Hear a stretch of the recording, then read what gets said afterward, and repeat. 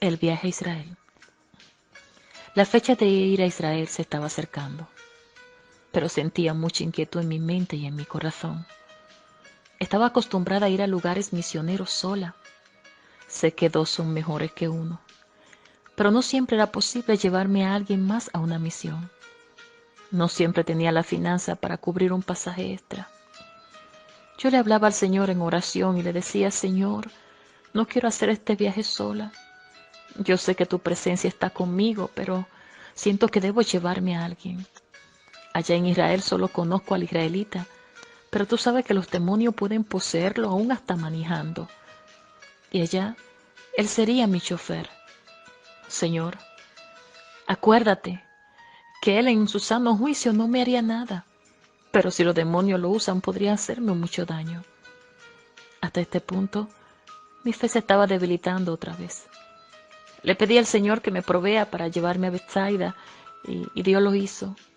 Fue un alivio saber que mi hermana y amiga Bethsaida de García iría conmigo. Así no me sentiría tan sola.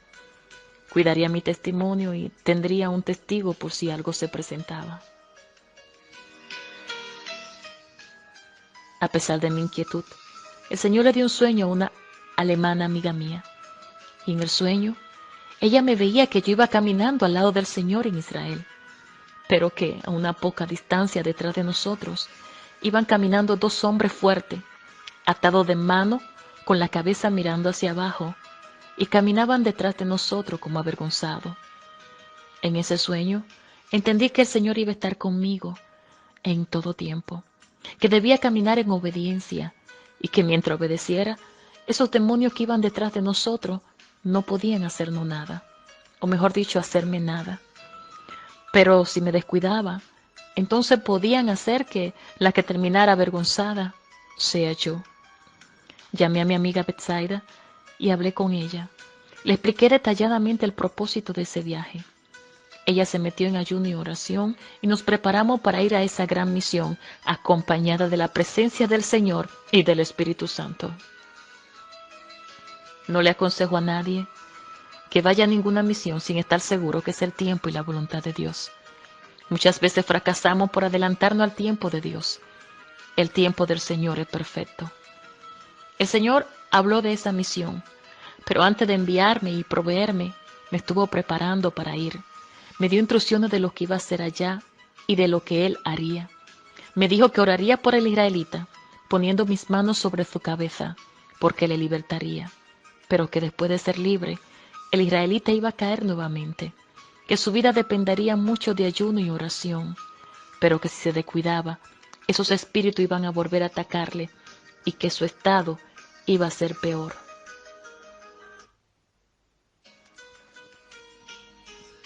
El Señor también me dijo que permitió que las cosas fueran así, porque era necesario que yo aprendiera las cosas que Él quería enseñarme.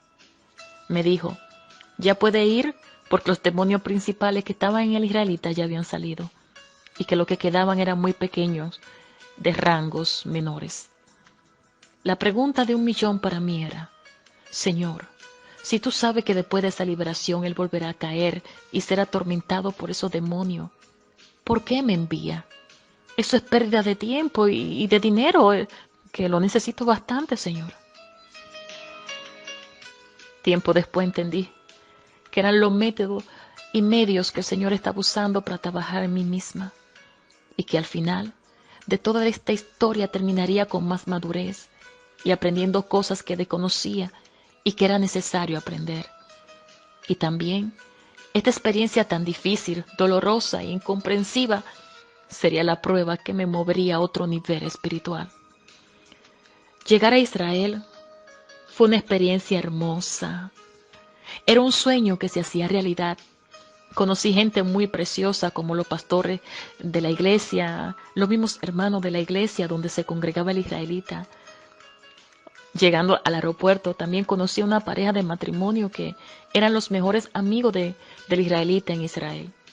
Jamás pensé que ellos, aparte de ser mis hermanos en Cristo que acababa de conocer, también después se convertirían en grandes amigos míos. Ellos son personas lindas que aman mucho al Señor. Allá en Israel El Señor me dio la oportunidad de predicar, conocer otros lugares, visitar a otros hermanos en la fe y compartir como manda la palabra. Incluso terminé adoptando a uno de los pastores como mi papá. La hermana Betsaida y yo nos quedamos en un apartamento. Estando en ese apartamento, nos fue a visitar una pareja de matrimonio, miembros también de la iglesia. Le acompañaba el israelita y la pareja de matrimonio que nos fueron a buscar al aeropuerto, también amigo del israelita. Pasamos un rato muy agradable. Mientras conversábamos en la sala, el Espíritu Santo me decía que orara por ellos antes de que se fueran a su casa. Pero yo en ese momento no tenía deseo de orar. Casi al despedirnos, para mi sorpresa, me dijo el amigo del israelita, y ahora también amigo mío: hermana Sandy, ¿podría orar antes de irnos? Empecé a orar por cada uno de ellos, y el último era el israelita. Cuando estuve orando por él, él cayó al suelo. Doy gracias por el hermano Argelio y su esposa Ibesi, como también la otra pareja y mi hermana Betsaida, que fueron de mucho apoyo esa noche, porque se manifestaron varios demonios a través del israelita, con fuerza y violencia. Los demonios querían hacer su show, pero no se lo permitimos. Uno de ellos habló y me llamó por el nombre de Sandy Fuentes, y me dijo que yo tenía una cuenta pendiente con él. Yo le contesté que cualquier cuenta pendiente que la resolviera con aquel que lo venció y lo avergonzó, triunfando sobre ello en la cruz del Calvario, el Señor Jesucristo, y que en el nombre de Jesús debía dejar ese cuerpo libre e irse en el nombre de Jesús.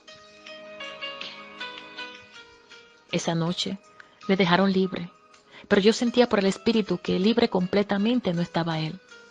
Según pasaban los días, yo le decía al Señor en oración: Señor, yo siento que el israelita no ha sido libre completamente.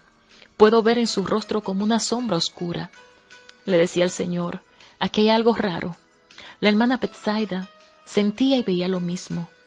Estábamos ambas en el mismo espíritu.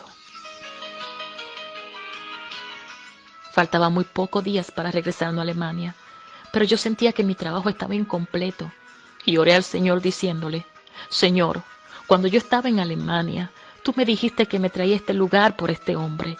Tú me dijiste que pondría la mano sobre él y que sería libre, pero yo no he visto esa liberación completa.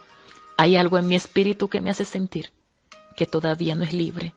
Señor, tú no eres hombre para mentir y no me puedo ir de aquí sin ver los resultados.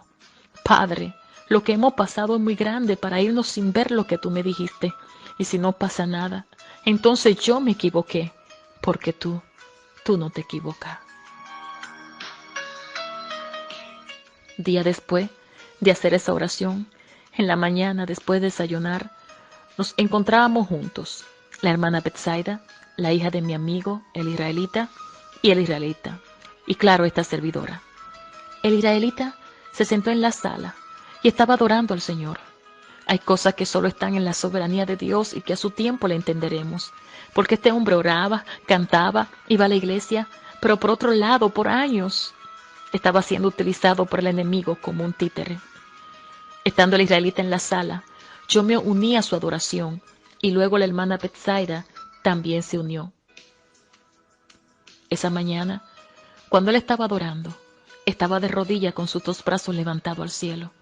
Y el Espíritu Santo me dijo: pon tus manos sobre su cabeza. Cuando puse mis manos sobre su cabeza, tuve una linda experiencia. Mis ojos espirituales fueron abiertos. Vi como si hubieran corrido una cortina y fue como ver el cielo abierto. Vi un trono que estaba muy alto y resplandecía como el sol, y delante del trono había una escalera muy alta. Es el lugar más hermoso que jamás mis ojos pudiesen ver. En el trono vi a uno que tenía figura de hombre, pero que era tan resplandeciente como el sol en su esplendor. Vi por el Espíritu cuando aquel que estaba sentado en el trono se paró, y cuando se paró levantó su mano y dijo: no soy hombre para mentir. Y cuando terminó de decir esas palabras, yo sentí como si me hubieran arropado, como si un manto de fuego me hubiera arropado. Ese fuego sentía que salía por mis manos y penetraba por la cabeza del israelita.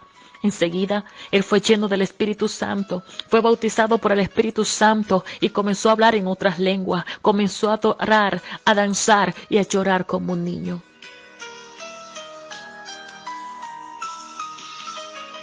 No puedo convencer a nadie de creer o no. Solo sé que estoy delante del Señor y no miento acerca de la visión que vi. Puedo decir como dijo el apóstol Pablo: ciertamente no me conviene gloriarme, pero vendré a las visiones y a las revelaciones del Señor. Conozco a un hombre en Cristo que hace 14 años, si en el cuerpo no lo sé, si fuera del cuerpo no lo sé, Dios lo sabe, fue arrebatado hasta el tercer cielo. Y conozco a tal hombre, si en el cuerpo o fuera del cuerpo no lo sé, Dios lo sabe, que fue arrebatado al paraíso, donde oyó palabra inefable que no le es dada a hombre expresar. De tal hombre me gloriaré, pero de mí mismo en nada me gloriaré, sino en mis debilidades.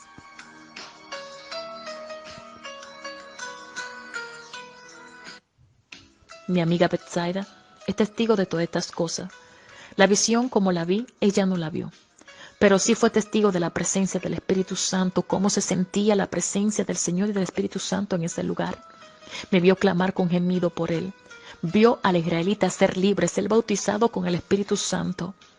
Cuando el Señor hizo todas estas cosas en la vida del israelita, vi que salió de él un demonio, y ese demonio se paró en la esquina del comedor de la casa. Ese demonio tenía la forma del varón del cementerio. Él se fue, y el siervo quedó libre.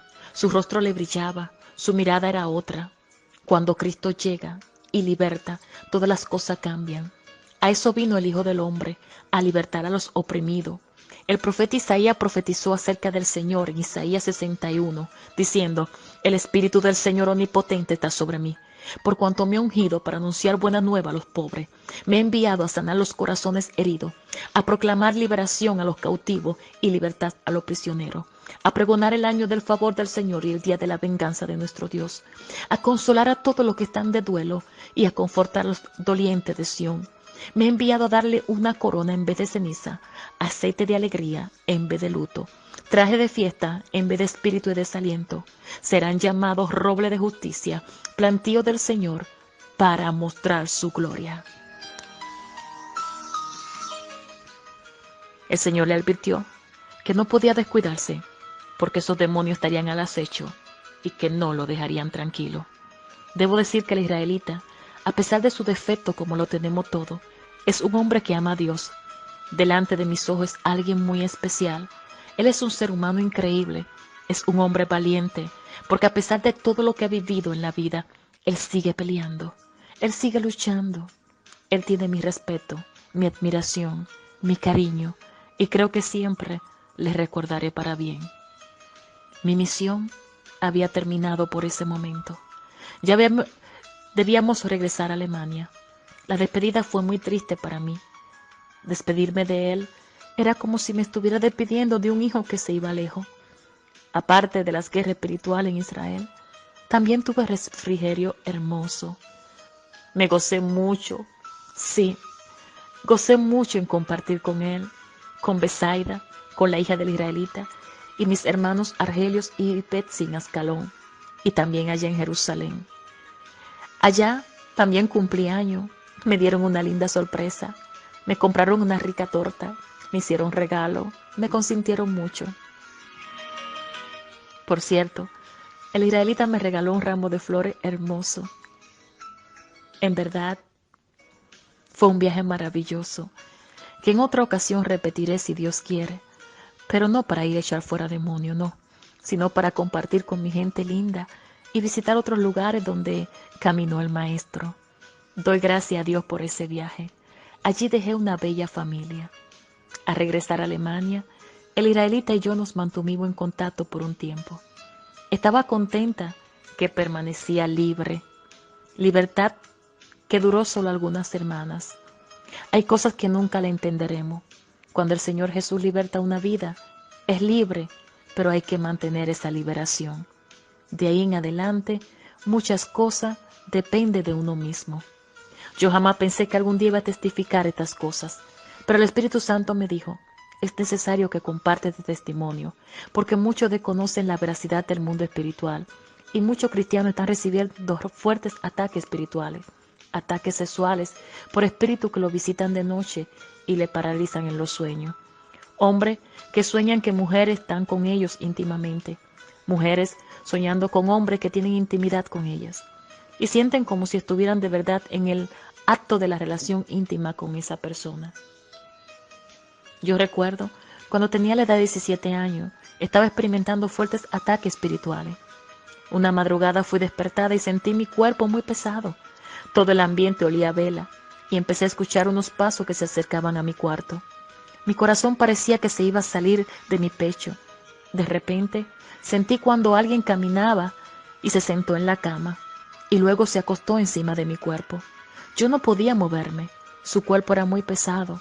Percibía su respiración y empezó a besarme y a tocarme. Luego, minutos después, se marchaba. Me dejaba un sabor a cera de vela en mi boca, pero cuando él se marchaba, el olor a vela que sentí en los aires cuando él llegaba también desaparecía. Así como él llegaba y dejaba ese olor a vela, cuando se iba, ese olor a vela o a cera de vela desaparecía inmediatamente. Yo sabía, bendito el nombre de Dios, yo no sabía a quién contarle lo que me sucedía, porque no todo el mundo lo iba a creer. Además, estaba muy joven en aquel tiempo cuando tuve esa experiencia. La visita de este ser fueron más seguidas hasta tal punto que yo no sentía miedo por él. Me empezó a gustar lo que me hacía y me hacía sentir bien con su compañía. Algunas veces ese espíritu no iba y cuando no me visitaba, yo me quedaba esperando por su llegada y me preocupaba cuando no me visitaba. Su nombre era el varón del cementerio. El varón del cementerio no habla, pero tiene su manera de comunicarse. En ese tiempo yo no estaba en los caminos del Señor, pero Dios guardaba mi vida por los propósitos que Él tenía con mi vida. En mi libro Rescatada de la Oscuridad doy más detalle de estas cosas y otras experiencias vividas y cómo el Señor se glorificó.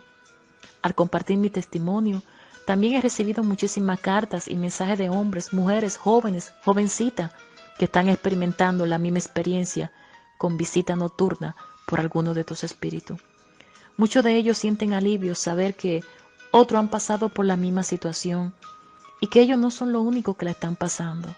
Son personas que gritan por ayuda, orientación, para saber cómo hacerle frente a estos ataques del enemigo. El sometimiento al Señor es muy importante. Usar las almas espirituales que son poderosas en Dios son las herramientas más importantes que nosotros los cristianos poseemos para resistir al enemigo. Puede ser que en su lucha, en la resistencia, usted se sienta débil y algunas veces piense que no podrá resistir más, pero le aconsejo que en algún momento de debilidad que llegue a ceder terreno, no se rinda, vuelva y fortalezcase en el Señor. Él nunca le dejará a mitad del camino. Mientras estemos en este mundo siempre lucharemos con algo. Y recuerde que nuestra lucha no es carnal, sino espiritual. Pero si resistimos, si perseveramos, recibiremos recompensa.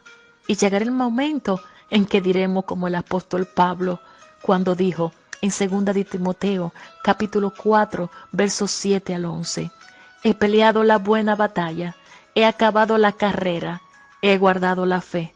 Por los demás me está guardada la corona de justicia, la cual me dará el Señor, juez justo, en aquel día, y no solo a mí, sino también a todos los que aman su venida. No te pierdas el próximo capítulo.